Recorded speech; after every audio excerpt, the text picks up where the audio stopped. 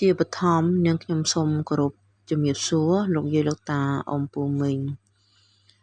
ហើយក៏សូមខន្តីអភ័យទោសរាល់កំហុសដោយចេតនាត្រង់ប្រការណាមួយចាដោយសារវីដេអូនេះគឺជាវីដេអូនាងខ្ញុំរៀនធម៌ដោយខ្លួនឯងផ្ទាល់ហើយក៏ថតចែកជូនពុកម៉ែបងប្អូនលោកតាលោកយាយ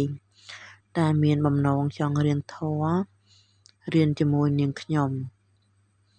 ចាហើយថ្ងៃនេះនាងខ្ញុំលើកយកធម៌សមាទានសីល5មកសូត្រទាំងបាលីនិងប្រែយកមករៀនចាហើយសូមលោកយាយលោកតាអ៊ំពូមីងរៀនសូត្រជាមួយនឹងខ្ញុំទាំងអស់គ្នាឧកាសៈមយ៉ាងភន្តេវិសុងរខណដ្ឋាយៈតេសរណេអ្នកសហបញ្ចសីលានិយាចាមៈទុតិយំបិមយ៉ាងភន្តេវិសុងរខណដ្ឋាយៈតេសរណេអ្នកសហបញ្ចសីលានិយាចាមៈតតិយំបិមយ៉ាងភន្តេវិសុងរខណដ្ឋាយៈតេសរណេអ្នកសហបញ្ចសីលានិយាចាមៈចាបន្ទាប់ពីសូត្រហើយដល់ព្រះសង្ឃសូត្រម្ដងគឺព្រះសង្ឃសូត្រនមោទស្សៈចំនួន3ចប់ហើយនមោទស្សៈនេះគឺលោកយាយលោកតាអ៊ំពូមីងប្រហែលជាចេះសូត្រហើយអញ្ចឹងនាងខ្ញុំអត់សូត្រទេខ្ញុំចាប់ផ្ដើមបន្តទៀតពុទ្ធាំងសរណង្កច្ឆាមិខ្ញុំព្រះករុណាសូមដល់នៅព្រះពុទ្ធជាទីពឹងទីរលឹកធម្មំសរណង្កច្ឆាមិ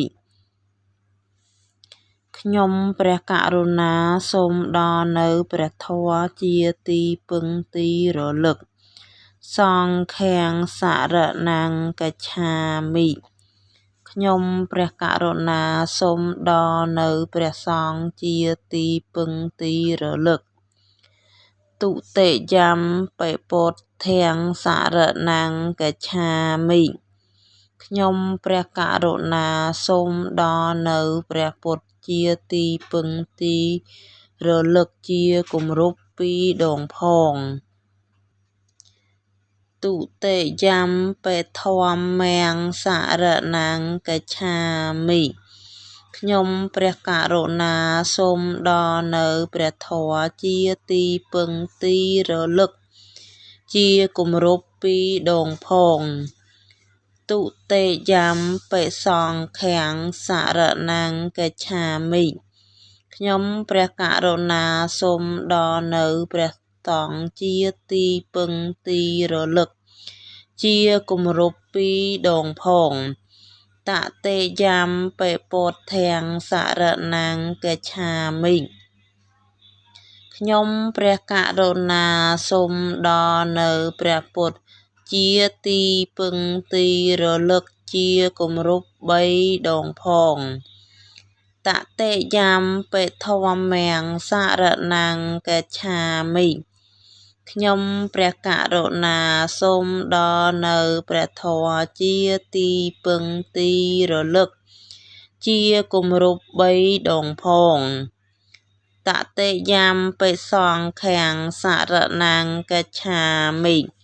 ខ្ញុំព្រះករុណាសូមដល់នៅព្រះសង្ឃជាទីពឹងទីរលឹកជាគម្រប់3ដងផងចាបន្ទាប់ពីព្រះសង្ឃសូត្រចប់ព្រះត្រៃសមណគមហើយព្រះសង្ឃលោកសូត្រថាតេសរណកហណੰបរិបណ្ណੰចាបន្ទាប់មកទៀតគឺលោកយាយលោកតាសូត្រអាមភន្តេប្រែថាករណាលោកម្ចាស់ចាហើយថ្ងៃនេះនាងខ្ញុំលើកយកប្រែប៉ុណ្ណឹងសិនដើម្បីរៀនសូត្រ ជាមួយលោកតាលោកយាយទាំងអស់គ្នា